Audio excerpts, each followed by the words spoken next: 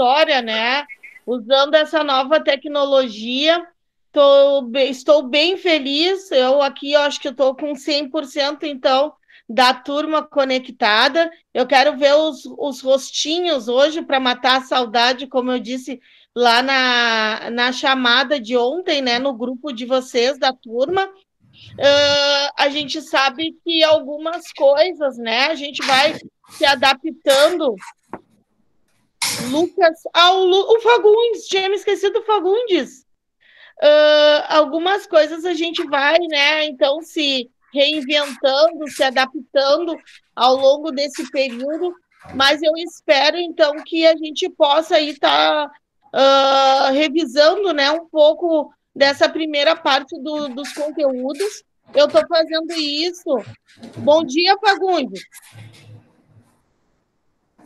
Tá me Bom dia, escutando? senhora. Bom dia. Podem abrir as câmeras Sim. de vocês, tá? Então, eu espero que a gente possa, então, nessa primeira e na segunda semana, estar fazendo a revisão dessa primeira parte do conteúdo, conforme o que foi combinado, né, com o pessoal da coordenação, que a gente não iria, então, lançar nesse primeiro momento os conteúdos novos, né, que a gente parou, então, foi na Primeira Guerra Mundial. Ao longo da próxima semana, né, nós vamos estar também verificando, olhando ali aqueles exercícios que vocês realizaram, né? A grande maioria me entregou, falta Evander. A grande maioria me enviou quase todos os trabalhos que eu solicitei.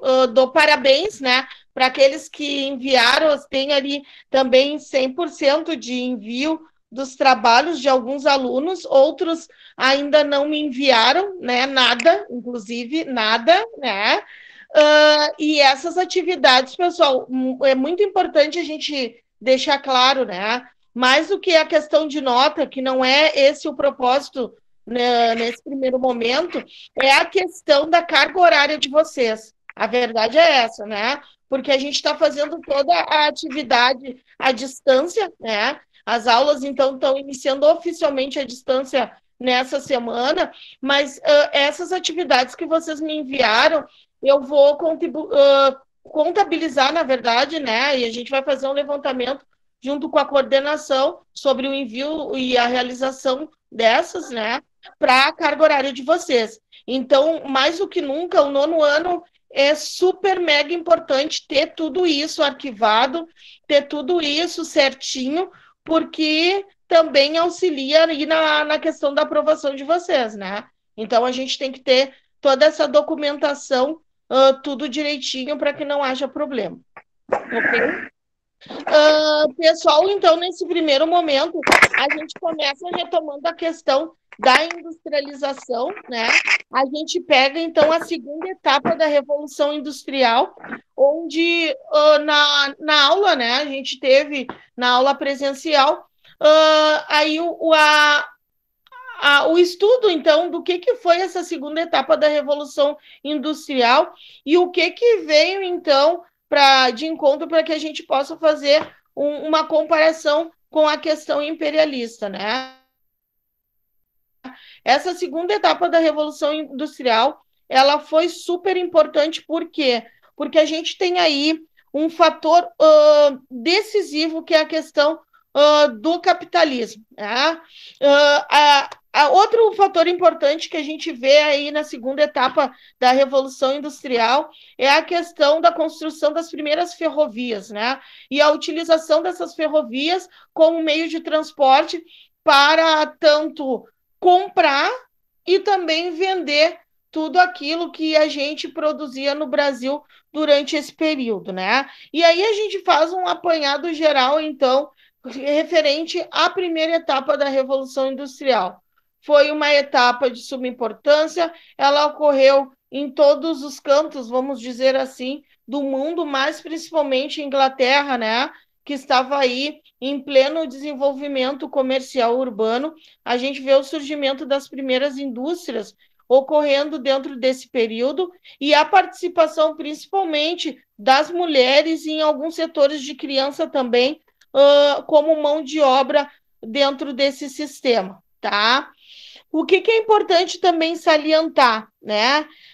A questão da lucrabilidade, né? A busca incessante pelo lucro fez então surgir um outro modo, né, de produção, na qual a gente tem aí principalmente a questão do ferro entrando com tudo nessa segunda etapa, né?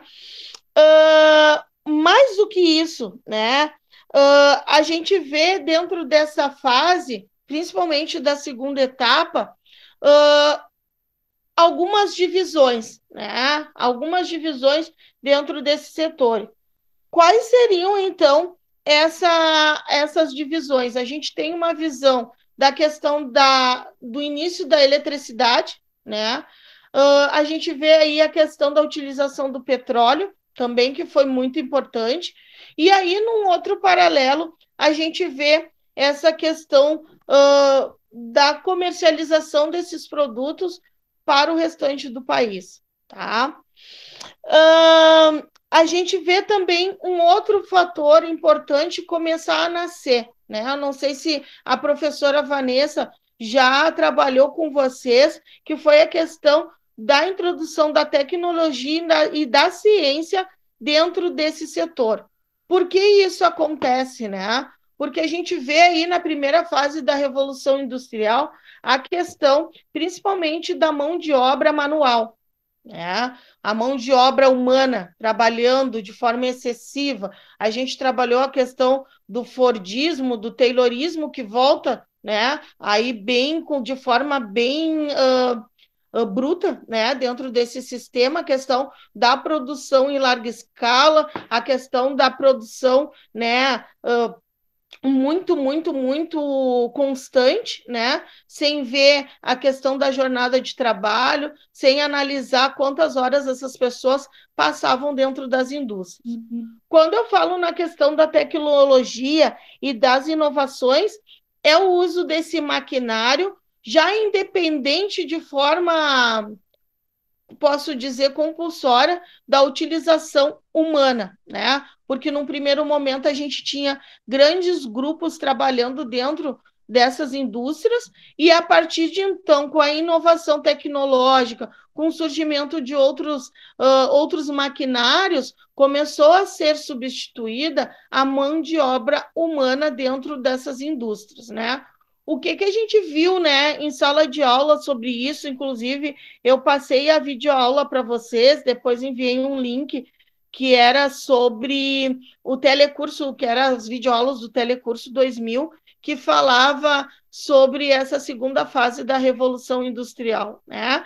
Que dos fatores mais importantes dentro de tudo isso era simplesmente a questão do capitalismo, né?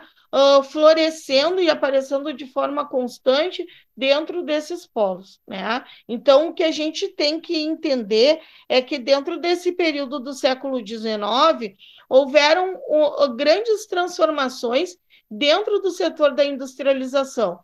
Um dos principais, né, dentro dessa segunda etapa da Revolução Industrial, foi a inovação tecnológica, foi o aparecimento da utilização do ferro, né, que fez então surgir as primeiras grandes ferrovias, né, para que todo esse material, todos esses produtos fossem então vendidos, né, levados para fora e também essas matérias-primas importadas de outros países, né?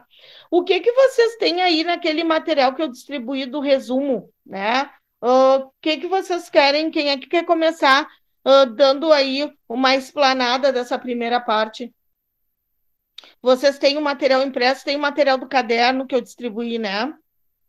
Sobre a segunda Revolução Industrial. Sobre a Revolução Industrial, né? Como um todo. Vamos lá, pessoal. Que é um dos primeiros pontos que aparece aí no esquema de vocês? Sora, eu não tenho impresso. Eu tenho o que tu passou, que era tipo um mapa conceitual Isso mesmo. e resultados. Isso, muito bem, é isso mesmo. Quer que eu leia? Quero que tu fale aí Já vamos puxar a primeira parte. Segunda Revolução Industrial.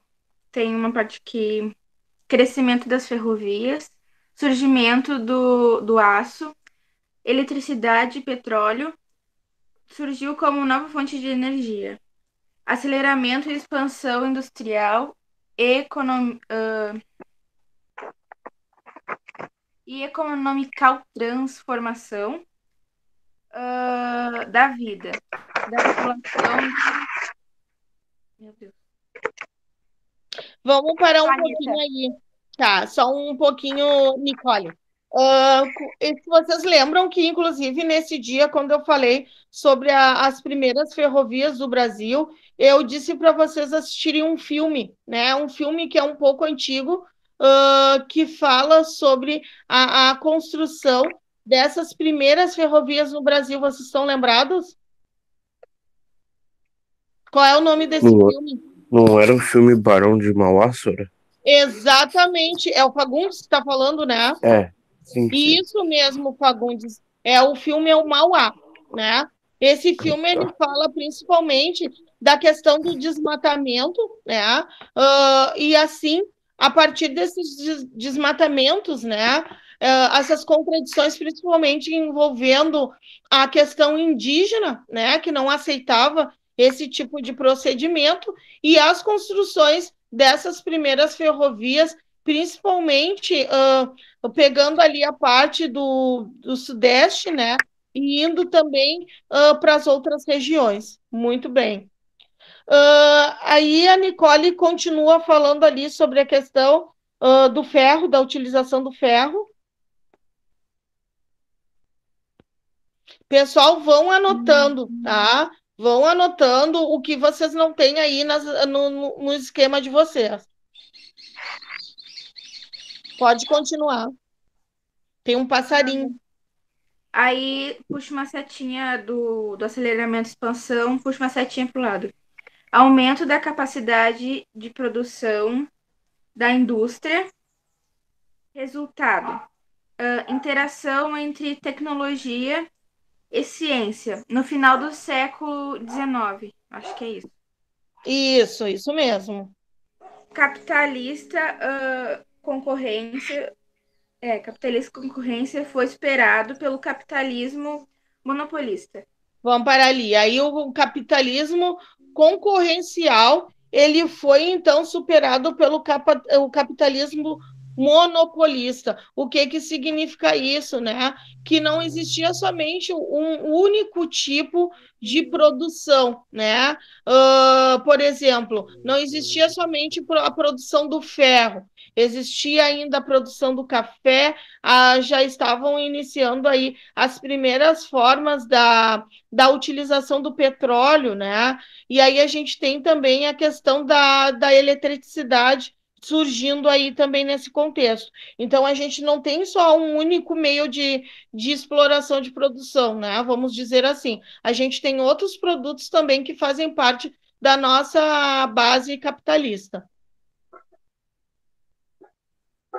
Podem anotar, pessoal. Querem um tempinho, vão me avisando. Pode abrir o microfone quando vocês quiserem falar, que daí eu sei que vocês também estão anotando aí, daí eu dou um tempo.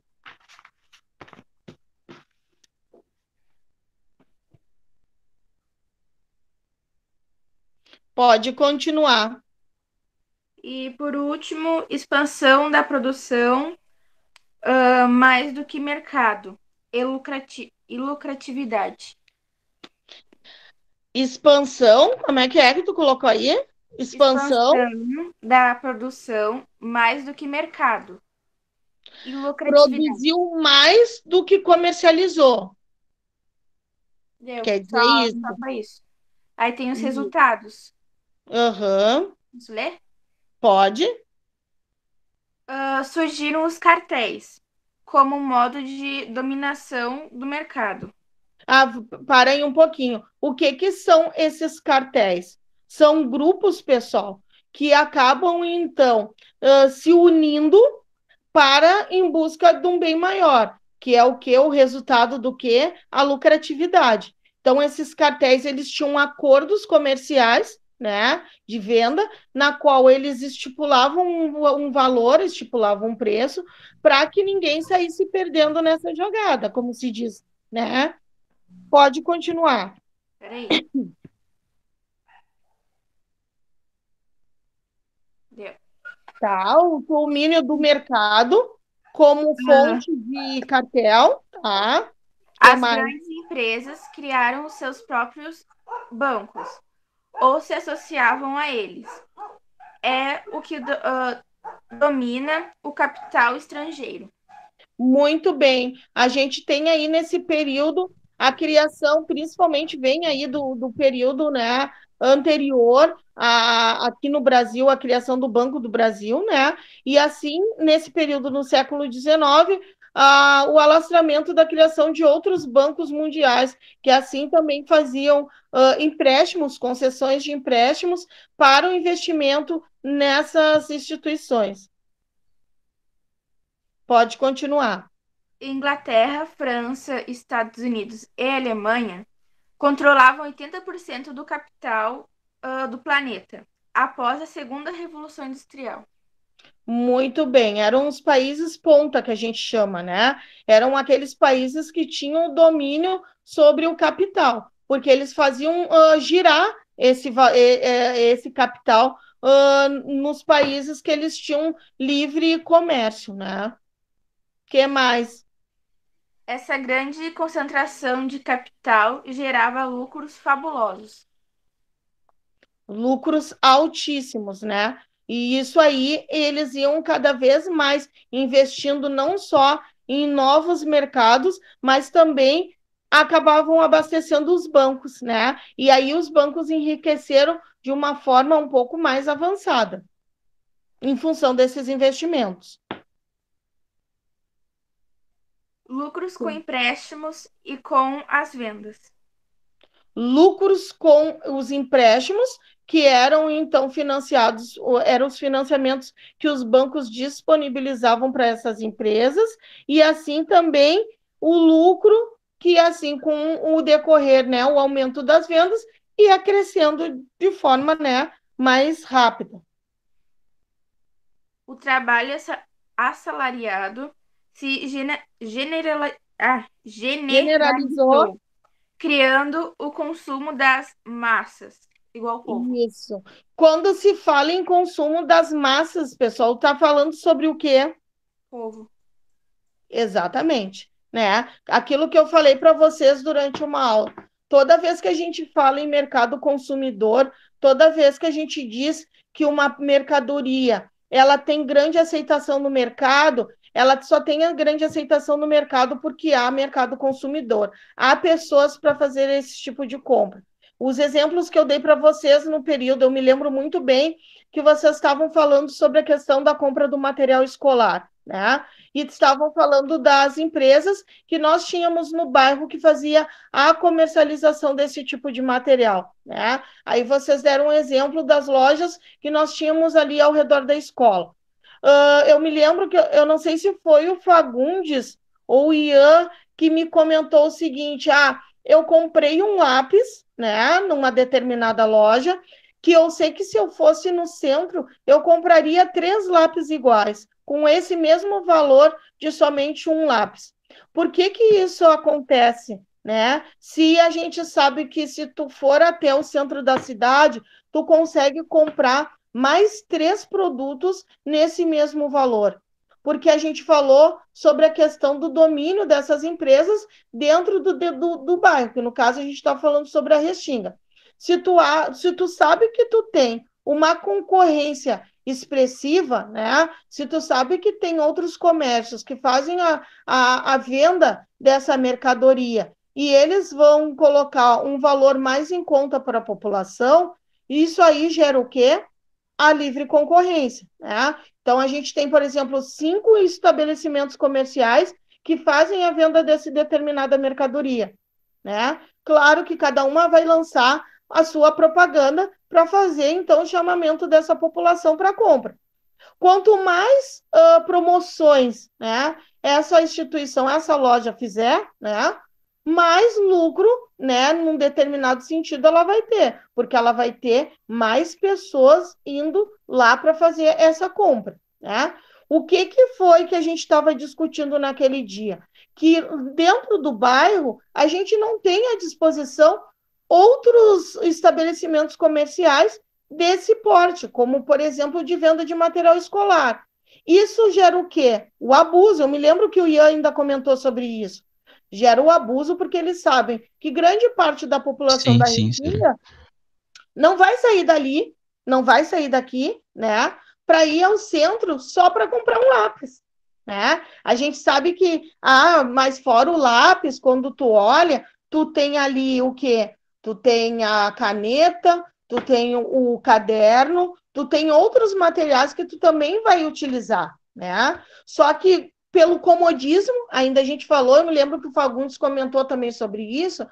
Sora, eu não vou lá no centro para comprar só uma caneta e um lápis, né? Eu vou comprar aqui perto de casa. Então, as pessoas sabem, né? Essas pessoas que trabalham no comércio, que grande parte da população da Restinga não vai sair daqui para ir só no centro para fazer a compra desse material, né? Então, aí gera um encarecimento, né? As pessoas acabam colocando os valores um pouco mais alto, porque daí embute o valor do transporte, né? O tempo do deslocamento que vocês não vão ter indo até o centro, né? Essa lei da oferta e da procura, ela também surge a partir do quê? Da questão da propaganda. Vocês lembram aquele trabalho que vocês realizaram, que tinham que desenvolver um produto, e aí vocês tinham que criar a marca, tinham que criar o logo, o porquê que aquele produto ele era tão solicitado no mercado, qual eram os fins, né? E eu me lembro que vocês criaram várias coisas. Teve grupos que criaram peças de vestiário, né? Roupa, né? Calçados. Teve alguns que fizeram sobre a questão do ramo alimentício. Por quê? Porque mais do que isso, a questão da propaganda, ela gera, né? Mesmo que tu não queira comprar, a propaganda, na verdade, ela te induz, ela está ali para te apresentar o produto, mas também ela te induz à questão da compra, né? Por isso o ditado, que nem eu acho que foi o Andrei que falou sobre a propaganda ser a alma do negócio, né? Por que que a gente fala esse ditado? Justamente, muitas vezes, né? Como a gente vê nas campanhas na televisão, quando a gente vê no outdoor, né? As mercadorias, muitas vezes a gente compra pelo olho, né? Como a gente diz, tu não está necessitando naquele primeiro momento daquele produto, né? Mas a questão da propaganda, a reprodução várias vezes, né? Naquele sentido da pessoa memorizar, gera esse tipo de comportamento no ser humano, né? Que a gente acaba visualizando, né? Tu acaba internalizando, tu até conversa. A gente falou também naquele momento sobre a questão da alfabetização, a questão das crianças memorizarem a questão das marcas, né? Muitas vezes não é que elas saibam já ler, né? Mas a questão da cor, da letra, acaba fazendo com que ela memorize aquilo sabendo. Esse é o M do quê? Do McDonald's, né? Essa cor amarela é do posto tal, né? Esse R é da marca tal, né? Então, isso tudo, a criança, ela acaba fazendo essa assimilação, né? Essa questão da alfabetização por assimilação. Ela vai ver a propaganda, ela vai ver o boneco e ela vai fazer esse comparativo com a questão da letra, com a questão da fala, enfim, envolve tudo isso. Né? Vocês estão lembrados desse trabalho? Sim ou não? Eu tô. Eu não. Quem diz que não? Nicole. Nicole. Tu estava no grupo dos meninos, inclusive. A Laura apareceu, que linda! Que memória, tá louco. Viu só? Sora, era aquela maquete que quebraram? Exatamente, viu como tudo vocês têm a questão da memorização, né? Aquela Eu até maquete achei que que fosse essa, quebraram. mas eu não pensei que fosse mesmo. Sim, e que vocês fizeram, inclusive, os cartazes, né? Eu me lembro que vocês, eu acho que foi o teu grupo que falou sobre as roupas. Teve um grupo que desenvolveu sobre o sapato. Teve um outro que falou justamente sobre essa questão do material escolar. Tá? E eu me lembro que eu acho que foi o Ian que estava nesse grupo, junto com o Fagundes e os outros meninos, que ainda desenvolveram tipo um protótipo, né, que se chama, dessas embalagens, desenvolver a embalagem que chamasse atenção também dentro do mercado, né, dentro da loja, para poder fazer, então, o chamamento para compra. Tinha o slogan também, né? O que é o slogan? A propaganda. Né? O que se fosse passar na televisão, né? Qual é o tipo de propaganda que se iria fazer sobre isso? Eu me lembro, vocês não lembram mais? Ai, ai, ai, ai, a gente vai ter que chamar esse trabalho de novo, hein? Que mais, gurias, meninos, que tem aí no esquema de vocês sobre essa fase da segunda revolução industrial? Ah, Sônia, tem o último aqui, ó. Surgimento dos modelos de produção, aí tá entre aspas, Fordista e Taikorista. Fordista e taylorista, né? Ahn, Essa segunda parte, né, principalmente do modo de produção fordista, ele fala sobre a questão da produção em larga escala. Quando a gente trabalhou também essa última parte, né, por que que se produz tanto, né? Que nem eu perguntei para vocês, por que que vocês acham, por exemplo, que a cada, não vou dizer de 3 em 3 meses, né? Mas vamos dizer de 5 em 5 meses, tem algumas empresas que vinculam principalmente a mídia, né, a televisão, né, o surgimento de um novo modelo, por exemplo, de tênis esportivo, né? Eu acho que o Bruno ainda falou sobre isso, né? Quando a gente falou principalmente das questões ligadas ao esporte, né? E ainda chamei ele para falar um pouco sobre isso, que ele é o nosso jogador de futebol, né? Por que que as empresas, principalmente da área esportiva, elas lançam muitos produtos num curto espaço de tempo? A gente tem aí, por exemplo, no Brasil, um grande número de jogadores, por exemplo, de futebol, que jogam fora do país. E esses times, eles têm, né, na sua vitrine não só a questão da marca do clube, porque apesar de ser um clube de futebol, é uma empresa, grande parte desses times de futebol, né, hoje a gente chama de empresa, né, porque elas movimentam não só a questão da ida ao campo, né, mas também tudo que envolve o jogo em si. E aí eu pedi para vocês darem um exemplo, né? Aí alguns falaram sobre, por exemplo, tem a questão do uniforme, né?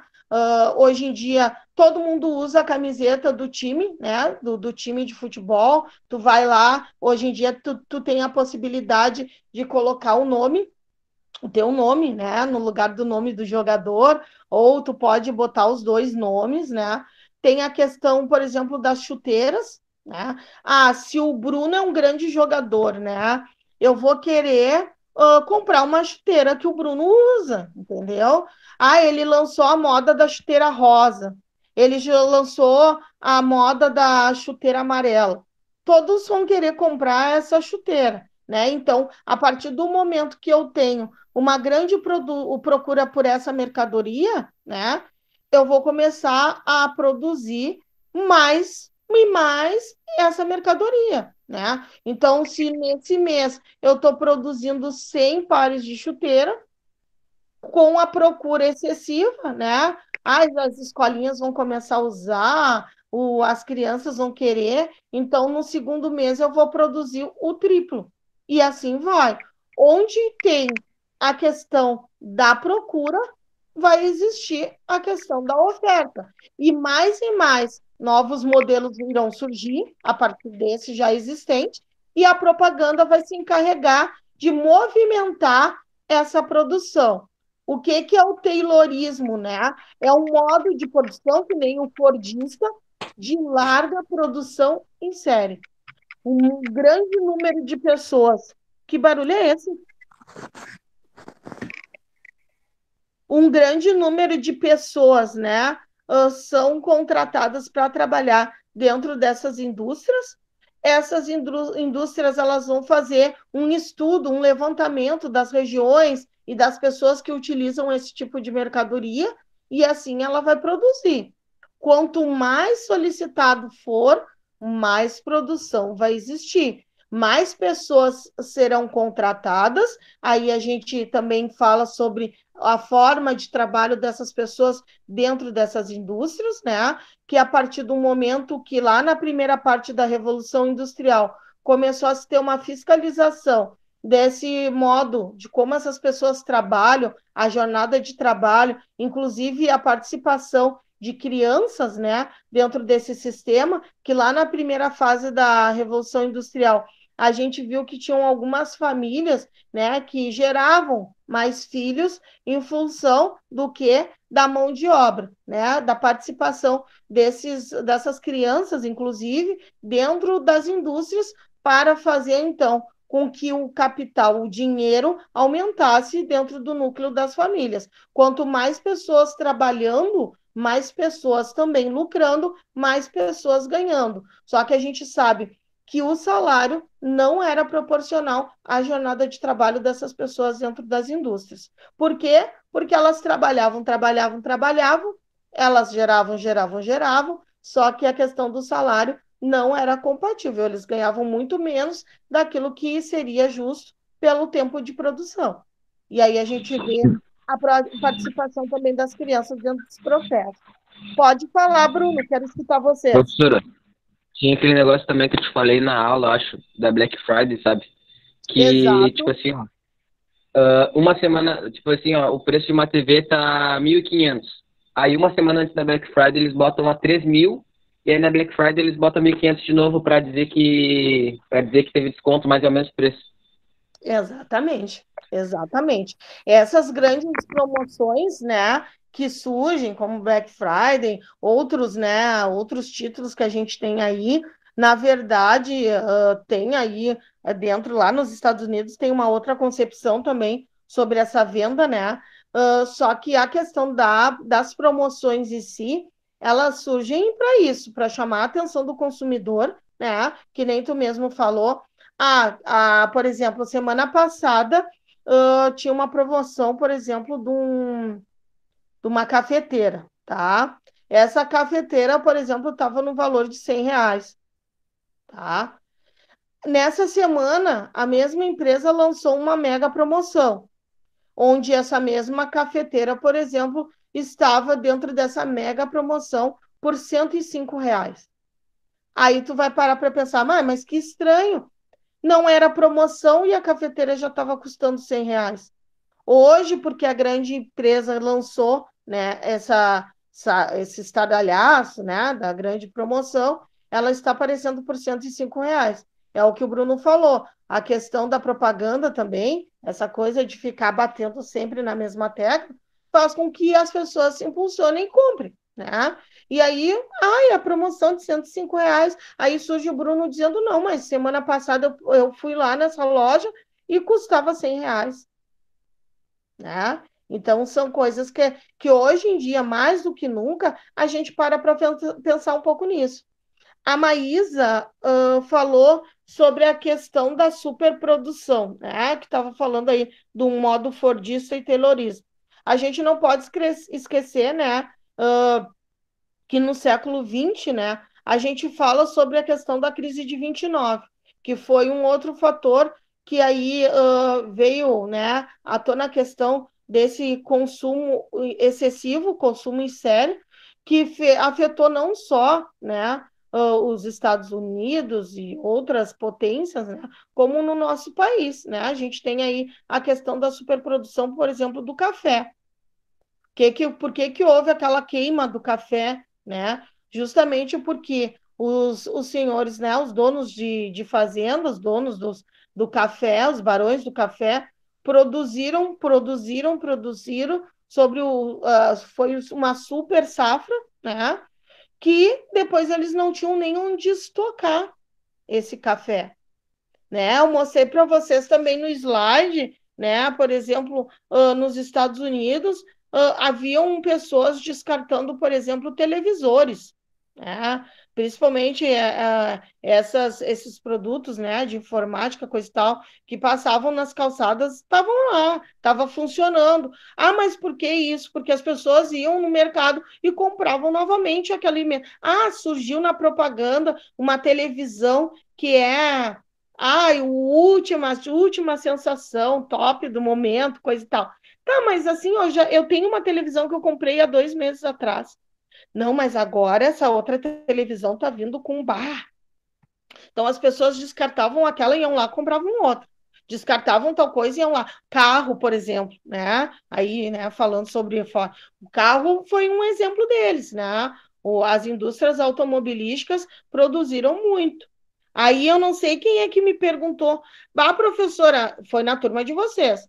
No pátio ali em Gravataí. Fui eu, Sora. Da GM fui eu. Exatamente. Eu, como Dos eu vim carros da GM buscando, fui eu. aí eu passei por lá, eu vim da praia, coisa e tal, e eu vi muito carro estacionado, né? Eu disse, pessoal, a gente não pode esquecer que o Brasil tá passando por uma crise econômica, né? Se produz. Ah, tem até algumas pessoas para comprar, até tem, mas nem todos esses carros que foram produzidos são para ser comercializados aqui, né? Eles vão para outros lugares, né? Aí falou do caminhão cegonha também, né? Ah, sim, se tem aí, ele está indo para outros lugares, né? Então a gente tem que pensar também como circula essa nossa economia, né? Que está tão diferente assim do século XIX, está tão diferente assim do século XX. Qual é o tipo de paralelo, de comparação que a gente pode fazer dessa economia aí, né, do século XIX, do século XX, para essa que nós estamos vivendo no século XXI, né? É de se pensar. A gente tem aí, por exemplo, outros produtos que são ponta para nós hoje, né? Que naquele período se falavam em outros produtos, né? Então, coisa e tal. Mas a questão da procura e também da propaganda, elas se encaixam? Não se encaixam? Como é que vocês entendem isso? Vamos lá. Quem é que quer falar? Podem abrir os microfones de vocês. E os que estão quietinhos também. Ana, Ariane. Ariane tá acordada, gente? Baixinho. Tô acordada. Ai, que amor, que mimosa. Só se aproveita de tudo para conseguir dinheiro. Quem é que tá falando? É o Andrei? É. Isso, Andrei, pode continuar falando. Soraya, tem até uma história sobre isso, Soraya. Aconteceu no ano novo de 2020. Eu tava em Santa Catarina comemorando com meus primos, né? E a gente não achou lugar. Aí os caras pegaram um lugar, né, pra fazer o estacionamento e chegava a custar R$70 a entrada. Na verdade, custava 50. E quando a gente tava entrando, a mulher disse 70.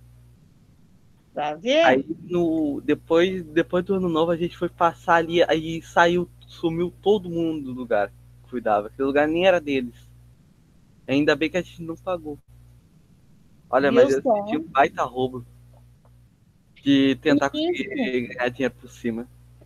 Andrei, não foi tu também que falou sobre a questão do estacionamento aqui em Porto Alegre, quando a gente estava falando, acho que da orla do gasômetro, coisa e tal. Alguém comentou sobre isso também, sobre a questão dos franelinhas. Ah, então, a gente acabou pagando R$10 pra deixar um cara cuidar lá. Para ver, né? E às vezes também, por exemplo, é local público, né? Então já tem um sistema de cobrança desses estacionamentos, né? Então o que acontece? A gente acaba entrando nesse jogo, né? Porque o que tu vai fazer? né? Aí depois aparece um vidro quebrado, uma coisa arranhada, coisa e tal, e aí tu, ou tu paga, ou se não, tu pode sofrer isso, né? Tem essas coisas também, né? Pessoal, o que que vocês querem colocar mais sobre essa questão da segunda fase da Revolução Industrial?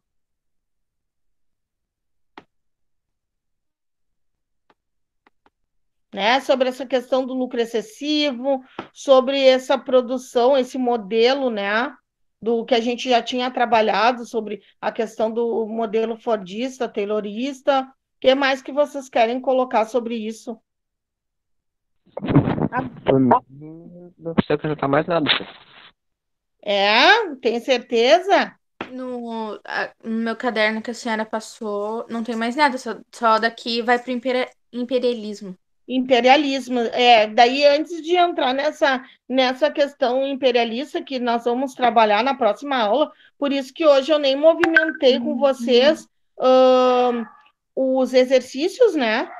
Eu quero a gente fechar, então, nessa aula de hoje, essa questão da segunda revolução industrial, se ficou bem claro, né? Para relembrar, porque vocês depois, que nem a Ariana, não sei nem o que eu comi ontem, a senhora quer que eu lembre de coisas lá de 3 meses atrás, né? Aí vem também a Laura dizer, ai, senhora, eu não sei, né? Então, isso aí tem que ficar já bem vivo na cabeça de vocês, porque a gente vai entrar na parte imperialista e vocês precisam desses dados da segunda revolução industrial. Então, tá tudo ok, tá tudo dominado. Se a gente tivesse que fazer uma avaliação só sobre essa parte da revolução industrial, tava tudo ok, da segunda etapa. Sora, eu vi aqui uns... Ai, Laura, que amor! Eu acho que eu vi uns 4 vídeos, assim, de Revolução Industrial e Imperialismo. Tipo, 2 vezes o mesmo vídeo. Um eu já tinha assistido e o outro era o que a senhora tinha mandado. E era o mesmo que eu já tinha visto. Muito bem, tá super tranquilo, então. Aí depois eu vi seguindo esses daí que eu tinha visto, eu já fui pra Primeira Guerra e depois eu assisti o da Segunda Guerra. Já assistiu da Segunda Guerra também. Eu Perfeito. assisti a metade da Segunda Guerra, aí a mulher começou a falar sobre... Ai, aquele negócio lá, o nazismo e o outro que eu não lembro o nome. Fascismo. O nazismo e o Fascismo. fascismo. Aí ela, assim, ela mandou a gente não, eu, né? Sei lá, Sim. assistiu o vídeo do fascismo. Aí eu fui lá e comecei a assistir o vídeo do fascismo e do nazismo. Muito bem, bonita. Muito bem, Nicole. Já foi adiantando os teus estudos, né? E quem mais aí nessa linha que tá quietinha? A Ariane já me deu um oi. A Ana Vitória. E aí, Ana, tá dormindo? Ou tá ligada aí na segunda Revolução Industrial? Ana? Oi? Ana Vitória? A Ana se desconectou? A Ana? Ai, ai, ai. Não tá com... Acho que ela tá escrevendo alguma coisa, senhor. ela tá escrevendo, vamos ver. Sora. Só saiu um Sora. Eu não, Sora. Eu não, Sora. Eu não, no caso, eu não estou dormindo. Deve ser isso. O baixinho, cadê?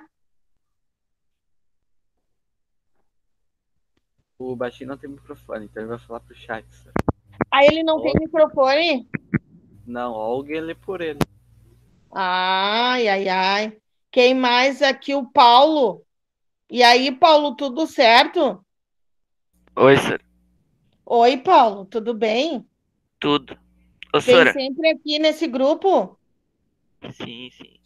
Tá. Ô, E aí, senhora. Paulo, tudo certo? Tudo. Eu só queria saber essas aulas gravadas. Falaram que a gente ia poder rever elas depois. Isso, vai ter o link, por exemplo, eu não sei se hoje ou de repente amanhã, o Pranav já está colocando no grupo de vocês, Tá bom, senhora. Obrigado. tá? Mas tu acompanhou, Paulo? Sim, senhora. Tá tudo certo, Paulo? Certíssimo. Muito bem, meu filho, muito bem, muito bem, muito bem. Quem é que eu não chamei? O Ian.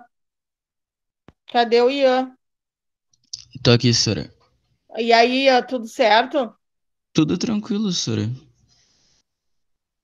Tudo tranquilo? Então tá. Aham, Conseguiu acompanhar? claro. Ah, bom. Então tá certo. O pessoal, então, para a próxima aula, então, um material sobre o imperialismo, quem quiser já ir pesquisando, tá? Por fora, mais algumas coisas para agregar à pesquisa e ao esquema que vocês têm no caderno, façam isso. Já deixem também as perguntas que vocês querem fazer separada. O Evander não entrou? O Evander não entrou hoje? Não. Não. Ele está entrando nas aulas, gente?